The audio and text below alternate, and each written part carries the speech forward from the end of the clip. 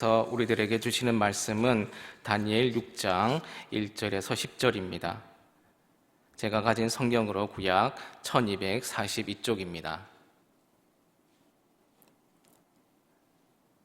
다니엘 6장 1절에서 10절 말씀을 봉독할 때에 하나님의 음성을 들으시기 바랍니다. 다리오가 자기의 뜻대로 고관 120명을 세워 전국을 통치하게 하고 또 그들 위에 총리 셋을 두었으니 다니엘이 그 중에 하나이라. 이는 고관들로 총리에게 자기의 직무를 보고하게 하여 왕에게 손해가 없게 하려 함이었더라.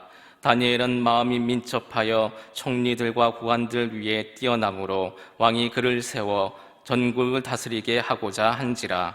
이 총리들과 고관들이 국사에 대하여 다니엘을 고발할 근거를 찾고자 하였으나 아무 근거, 아무 허물도 찾지 못하였으니 이는 그가 충성되어 아무 그릇됨도 없고 아무 허물도 없었음이었더라. 그들이 이르되 이 다니엘은 그 하나님의 율법에서 근거를 찾지 못하면 그를 고발할 수 없으리라 하고, 이에 총리들과 고관들이 모여 왕에게 나아가서 그에게 말하되, 다리오 왕이여 만수무강하옵소서. 나라의 모든 총리와 지사와 총독과 법관과 관원이 의논하고 왕에게 한 법률을 세우며 한 금령을 정하실 것을 구하나이다. 왕이여 그것을 곧 이제부터 30일 동안에 누구든지 왕 외에 어떤 신에게나 사람에게 무엇을 구하면 사자굴에 던져넣기로 한 것이니이다. 그런즉 왕이여 원하건대 금령을 세우시고 그 조서에 왕의 도장을 찍어 메대와 바사에 고치지 아니하는 규례를 따라 그것을 다시 고치지 못하게 하옵소서 하매, 이에 다리오 왕이 조서에 왕의 도장을 찍어 금령을 내니라. 다니엘이 이 조서에 왕의 도장이 찍힌 것을 알고도 자기 집에 돌아가서는 윗방에 올라가 예루살렘으로 향한 창문을 열고 전에 하던 대로 하루 3번씩 무릎을 꿇고 기도하며 그의 하나님께 감사하였더라. 아멘.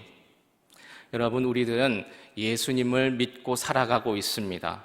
예수님을 믿는다라고 이야기할 때에 죽어서 천국을 가기 위한 것이다, 짧게 말하기에는 무언가 부족합니다. 또한 예수님을 믿는 것은 이 땅에서 잘 먹고 잘 사는 것이라고 설명하기에도 뭔가가 부족합니다. 그렇다면 조금 더 우리가 믿음이라고 하는 것에 대해서 바른 태도와 자세를 가질 필요가 있습니다. 믿음의 바른 관계를 설정해야 되는데 그 설정이 3가지가 있을 수가 있습니다. 첫째가 뭐냐 하면 나와 하나님과의 관계 설정입니다. 좀 더 쉽게 표현하면 나는 하나님과 얼마나 가까운가를 물어보는 것이죠. 내가 지금 돈이 있든지 없든지 아니면 그 일들이 잘 되든지 되든지 않든지 하나님과 가까운가를 저희들이 물어보는 것입니다. 그래서 믿음은 나와 하나님과의 관계를 설정하는 것이 매우 중요합니다. 두 번째 관계 설정은 뭐냐 하면 나 자신과의 관계입니다. 하나님과의 관계 안에서 나는 어떤 존재로 생각하며 살아가고 있는가를 설정할 필요가 있습니다. 그래서 나를 잘 살피는 것이 매우 중요합니다. 한때 교회들 안에서 내적 치유라는 붐이 일었던 적이 있습니다. 내적 치유라는 것은 예수님을 믿기는 하는데 내 마음속에 왜곡된 거울을 가지고 살아가는 이들이 많이 있다라는 것이죠. 놀이동산을 가보시면 볼록 거울, 오목 거울 그런 게 있습니다. 그 거울 앞에 서면 우리들의 모습이 홀쭉한 사람도 이제 좀 커 보이게 되고 커 보이는 사람도 홀쭉해 보이기도 하는 것입니다.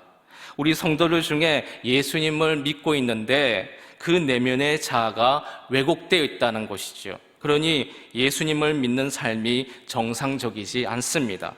왜곡된 거울을 가지고 이것이 큰 불행인 이유가 뭐냐 하면 말씀이 잘 들리지 않는다라는 것입니다.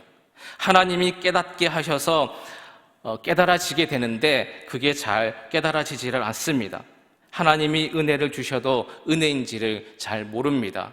그리고 왜곡된 말과 태도로 살아가게 되니까 우리의 믿음의 삶을 사는데 하나도 아름다워 보이지를 않습니다.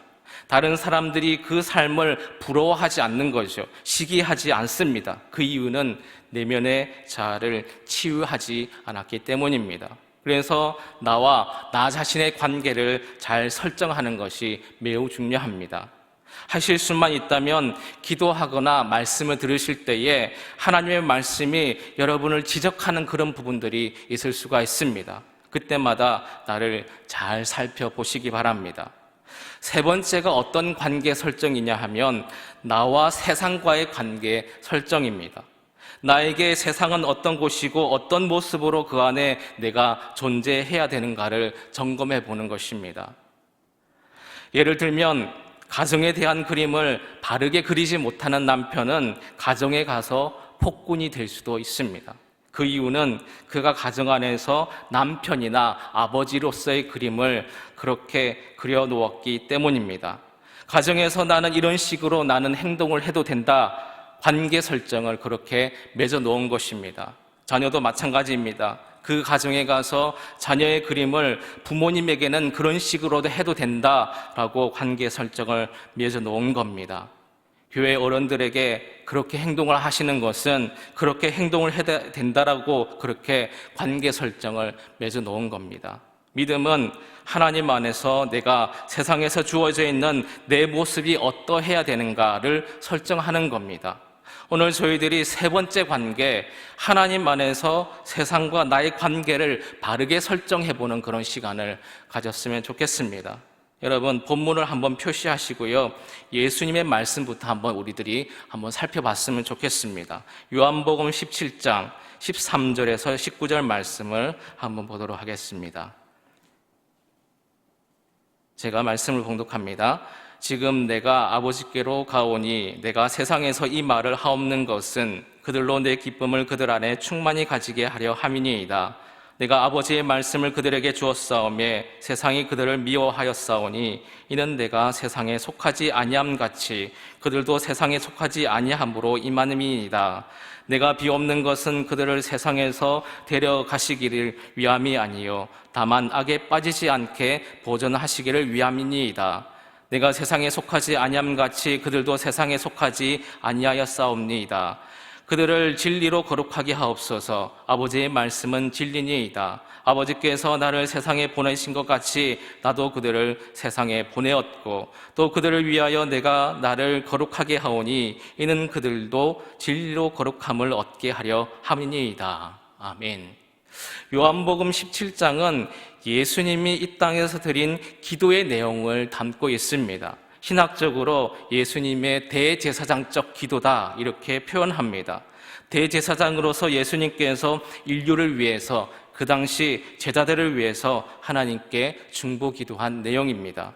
그 중에 13절부터 19절 잘 읽어보시면 거기에 하나님의 사람들과 세상과의 관계를 예수님께서 직접 설명해 놓으신 부분이 있습니다. 한번 같이 한번 보겠습니다. 13절, 14절 이렇게 말씀합니다. 제가 읽어드립니다. 지금 내가 아버지께로 가오니 내가 세상에서 이 말을 하옵는 것은 그들로 내 기쁨을 그들 안에 충만히 가지게 하려 함이니이다.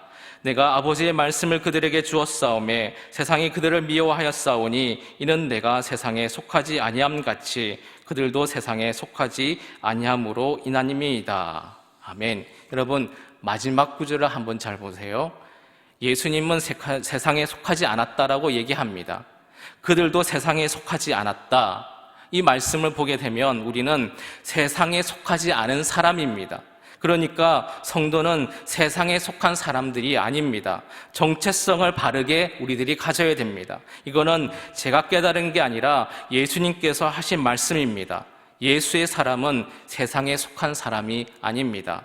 또 어디를 보시느냐 하면요, 16절 보세요. 내가 세상에 속하지 아니함 같이 그들도 세상에 속하지 아니하였사옵나이다. 한 번 더 말씀합니다. 성도는 세상에 속한 사람이 아니다. 우리의 신분이 세상 사람이 아니라는 거죠. 그런데 예수님께서 이렇게 말씀하세요. 15절 보면 내가 비옵는 것은, 그런데 내가 세상에 속하지 않는 이들을 위해서 기도하는 것은, 비옵는 것은 그들을 세상에서 데려가기 위함이 아니다 말씀합니다. 세상에 속하지 않았는데 예수님께서 원하시는 것이 우리를 세상에서 끄집어내는 것이 아니라는 거죠. 여러분의 마음으로 한번 그림을 보시기 바랍니다. 원을 하나, 크게 그려보세요. 이게 세상입니다. 이 세상 안에 여러분의 인형을 한번 넣어보세요. 하나님의 뜻이 뭐냐 하면 이 세상에서 여러분을 끄집어내는 것이 목적이 아니랍니다. 세상 속에 그대로 있는데 악에 빠지지 않기를 원하신다라고 말씀하고 있습니다. 그래서 18절 말씀이에요. 아버지께서 나를 세상에 보내신 것 같이 나도 그들을 세상에 보내었다. 누가 우리를 세상에 보냈느냐? 예수님께서 우리를 다시 세상으로 보내시고 계십니다. 여러분에게 이렇게 정의해 드립니다. 교회는 마치 주유소와도 같습니다. 차를 사는 목적은 일을 하기 위해서 또 좋은 곳으로 다니기 위해서 열심히 돌아다니는 게 목적입니다. 그러기 위해서는 주유소에 가서 우리가 기름을 채워야 됩니다. 기름을 채웠으면 내 생업이라든지 내가 갈 곳으로 열심히 다녀야죠. 교회는 주유소와 같습니다. 그러니 기름을 채우러 교회로 오셔야 됩니다. 은혜 채우러 오시고 말씀 채우러 오시고 하나님의 방법, 지혜와 능력을 채우시러 오셔야 됩니다. 지금 코로나로 인해서 오지는 못하지만 영상을 통해서 여러분 말씀으로 은혜를 채우시길 소망합니다. 다시 예배가 재개되면 기름을 채우러 교회로 나오셔야 됩니다. 그리고 예수님께서 우리를 세상으로 보내십니다. 우리의 세상은 우리의 가정, 친척, 직장, 학교, 동료 이 속으로 들어가는 것입니다. 하나님이 채워주신 기름, 믿음을 가지고 거기에 들어가는 것이요.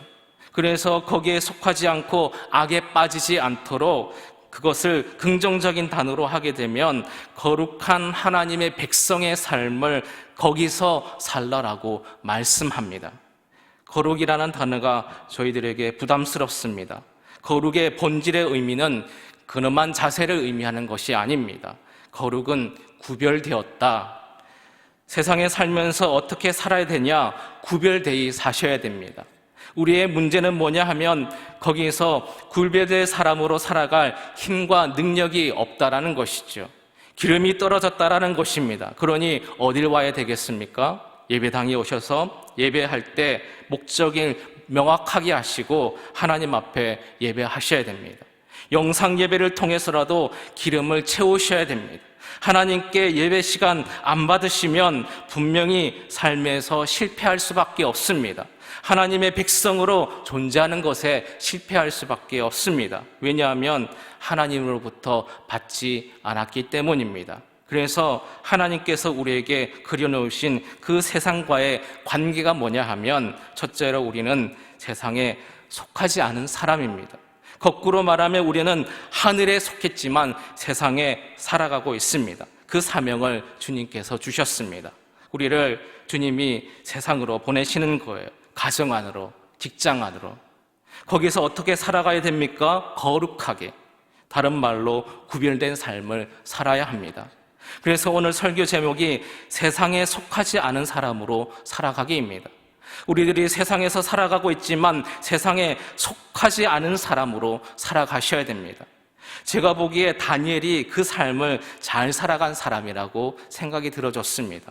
여러분 다니엘 6장 1절부터 한번 읽어보시면 다니엘은 원래 유다 사람입니다. 그런데 유다에서 바벨론으로 포로로 잡혀옵니다. 잡혀와서 포로 생활을 하고 있는데 4명의 왕을 거치면서 국무총리의 생활을 하게 됩니다. 첫 번째 왕이 느부갓네살, 바벨론의 왕이었습니다. 두 번째 왕이 그 다음 벨사살, 바벨론의 왕입니다.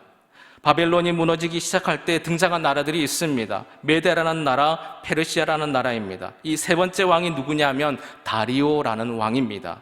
예전에 세계사에서 다리우스라고 하는 왕의 이름을 썼습니다. 다리오 왕, 메데 사람입니다. 이때도 오늘 본문에 보는 것처럼 굉장히 중요한 총리의 역할을 감당하고 있습니다.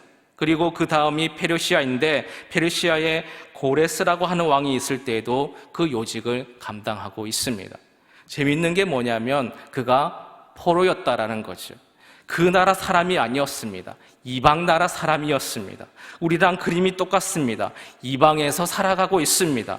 어디 사람으로요? 유다 사람으로.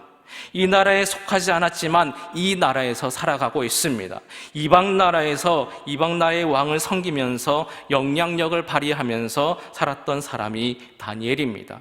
오늘 우리의 그림으로 따지자면 우리는 세상에 속하지 않았지만 우리는 직장으로 가야 합니다. 사업을 해야 됩니다. 또한 가정에서 살아야 합니다. 거기에 속하지 않았지만 거기에 살면서 바른 영향력을 보이며 살아간 사람이 다니엘이라면 우리들에게 하나님이 보여주시고자 하는 모습이 바로 그것이라는 것입니다. 예수를 믿는 저희들이 가정을 포기하고 교회로 오는 것은 아닙니다. 도리어 그 가정과 직장 속에서 하나님의 백성답게 그곳에 속하지는 않았지만 구별된 삶을 살도록 하나님 앞에 능력을 얻고자 교회로 와야 될 줄 믿습니다. 그래서 저는 예배당에서 싸우는 것처럼 어리석은 일은 없다라고 생각합니다. 여기서 싸우시잖아요. 그러면 세상에서 이길 방법이 없습니다. 포로로 바벨론과 메대와 페르시아에서 살아가는 게 여러분 얼마나 힘들겠습니까? 오늘 본문도 마찬가지입니다. 그가 그렇게 우뚝 서기 시작하자 그 옆에 있던 메대와 바벨론 원주민들이 그를 못 잡아먹어서 안달이 납니다. 다니엘은 그곳에서 살아내 있어야 합니다. 그 힘이 하늘로부터 안 내려오잖아요. 우리들은 이겨낼 재간이 없습니다.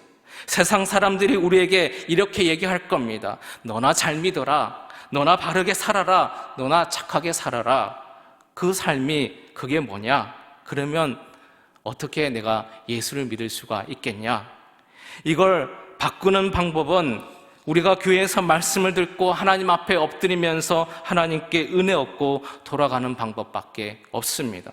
어찌 보면 오늘 위기라고 하는 것은 저는 여기에 위기가 아닐까라는 생각을 하게 됩니다. 도무지 하나님께로부터 받지를 않습니다. 물질도 내가 잘했기 때문에 번 거라고 생각합니다.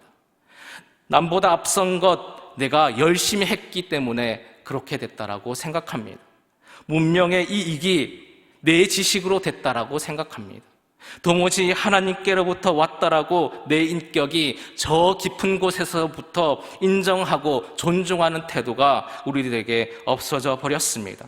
다니엘은 이방 나라의 왕을 섬기면서 최고의 신하로 살았습니다.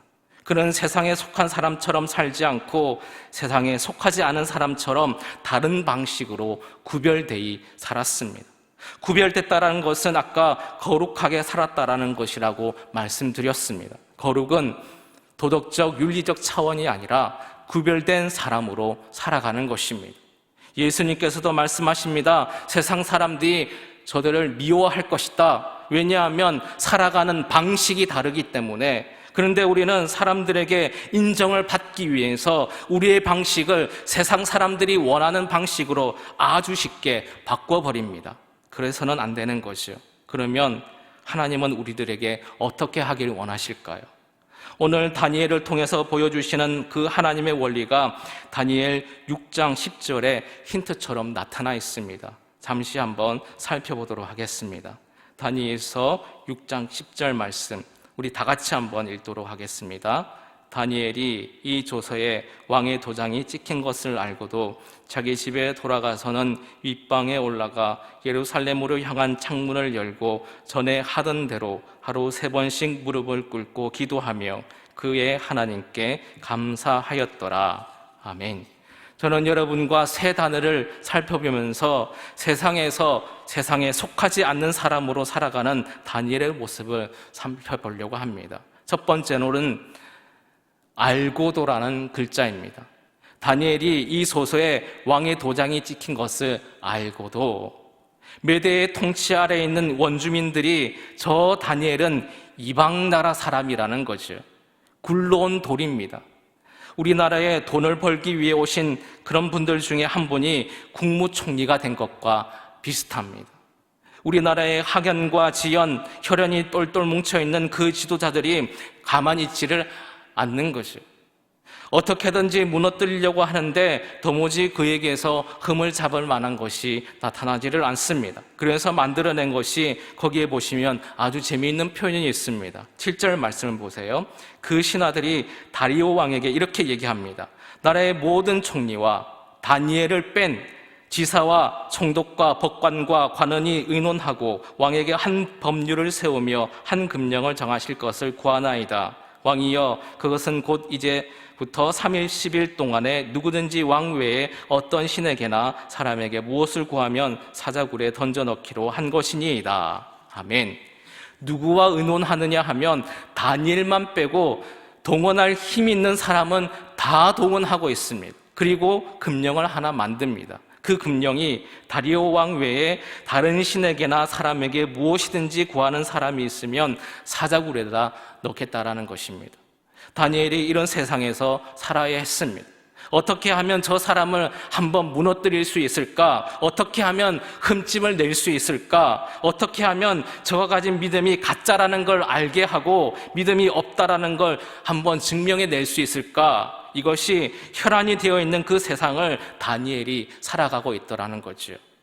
우리와 살아가는 그 삶이 별반 다르지 않습니다. 그러면서 금령을 만들었습니다. 왕 외에 어떤 곳이든지 절하거나 기도하거나 그렇게 하면 그를 사자굴에 넣기로 결단합니다. 그리고 9절 말씀에 거기에 왕이 도장을 찍습니다. 변개치 못하겠다라는 거죠. 그 다음에 다니엘의 행보가 나오고 있습니다. 그가 이 조서에 왕의 도장이 찍힌 것을 알고도 모르지 않았습니다. 세상을 살아가는 예수님의 사람들이 순진한 것만으로 안 된다는 것입니다. 다니엘은 절대 순진하지 않습니다. 순진했다라는 것은 그 상황 돌아가는 거에 대해서 아무것도 모르고 마치 어린아이처럼 무지랭이처럼 행동하지 않았다라는 겁니다. 그는 알고 있습니다. 그 일의 결과를요. 그 일의 선택을 하게 되면 자신에게 어떤 고난이 올 줄 그가 알고 있습니다. 고난 정도가 아니라 자신이 죽을지도 못하는 걸 알고 있습니다. 그러나 그는 구별된 삶을 살기로 결단합니다. 가자제일교회 성도 여러분, 우리들이 누구인지 명확히 할 필요가 있습니다. 우리는 세상을 살아가지만 세상에 속하지 않은 사람들입니다. 때로는 우리는 고난이 내게 올 것을 알고 손해일 것을 알지만 하나님께서 기뻐하신다라고 하면 그 일을 선택할 수 있는 용기가 있으시길 간절히 주님의 이름으로 축원합니다. 그래서 저는 예수님의 사람들에게 부탁하고 싶은 것이 있습니다. 두 가지 정복이 필요하다라고 생각합니다. 하나는 지혜, 하나는 용기입니다. 지혜란 하나님 앞에 하나님이 원하시는 그 길을 선택하는 그 힘, 그게 바로 지혜입니다. 그리고 나서 내게 어떤 환난이나 고난이 왔을 때에 그것을 든든히 꿋꿋하게 착하고 좋은 태도로 감당해낼 만한 용기가 하나님의 사람들에게 필요합니다. 저는 이 믿음의 용기가 있길 주님의 이름으로 축원합니다. 10절 뒷구절입니다. 자기 집에 돌아가서는 윗방에 올라가 예루살렘으로 향한 창문을 열고 전에 하던 대로, 두 번째 표현은 하던 대로입니다. 다니엘에게는 자신만의 루틴이 있다라는 것이죠. 루틴, 일상생활을 의미합니다. 기억에 남도록 하기 위해서 이런 표현을 제가 씁니다. 이벤트가 아니었습니다. 특별히 아니었습니다. 그의 일상생활이었습니다. 이벤트에 강한 분이 있습니다. 아무것도 하지 않다가 어떤 일을 보여주는 것, 혹은 어떤 힘이 갑자기 필요한 일을 잘하는 분이 있을 수가 있습니다. 그러나 이 땅을 사는 우리들에게 진짜 필요한 힘은 루틴, 일상생활입니다. 일상생활에 나만의 패턴이 있어야 됩니다. 이걸 좀 더 나가면 인격이라고 얘기할 수가 있습니다. 인격이 하나님을 닮아가셔야 됩니다. 다시 말하면 그의 삶의 체계를 바꾸셔야 됩니다. 기독교는 종교가 아닙니다. 종교는 이벤터성이 있습니다. 초파일, 이벤트죠. 기독교도 잘못하면 이벤트가 될 수가 있습니다. 성탄절, 부활절, 총동원 주일, 요때만 그러면 이벤트가 될 수가 있습니다. 그런데 우리의 믿음은 이벤트가 아닙니다. 삶의 체계입니다. 내 삶의 방식, 루틴을 하나님의 식으로 바꿔가셔야 됩니다. 다니엘에게는 루틴이 있었습니다. 전에 하던 대로 하루에 3번씩 예루살렘으로 향해서 창문을 열고 기도하고 있습니다. 문제가 생겼기 때문에 하는 것이 아닙니다. 누가 하라고 시켰기 때문에 하는 것이 아닙니다. 그는 그의 인생을 살아가면서 하나님 앞에 하던 루틴이 그에게 있었습니다. 이 시간에 하나님께서 여러분에게 물어보십니다. 하나님과 관련되어서 날마다 하고 계시는 루틴이 너희들에게 있느냐? 새벽 기도, 하룻몸 정오 기도, 이런 것들이 여러분의 루틴이 되시기를 소망합니다. 세상에 속하지 않은 사람으로 살아가야 할 우리들이 고민해야 될 문제인 줄 믿습니다. 마지막 한 가지입니다. 10절 끝부분에 이렇게 되어 있어요. 예루살렘으로 향한 창문을 열고 전에 하던 대로 하루 3번씩 무릎을 꿇고 기도하며 그의 하나님께 감사하였더라. 아멘. 왜 하나님께 기도하고 감사했을까요? 우리들이 오해하고 있는 성경 구절 중 하나입니다. 바울과 실라가 빌립보 감옥에 갇힙니다. 하나님께 찬미하니까 여러분 뭐가 열려요? 감옥 문이 열립니다. 그래서 이렇게 적용합니다. 감옥 문이 열리려면 고난 가운데서도 찬양하면 되겠구나.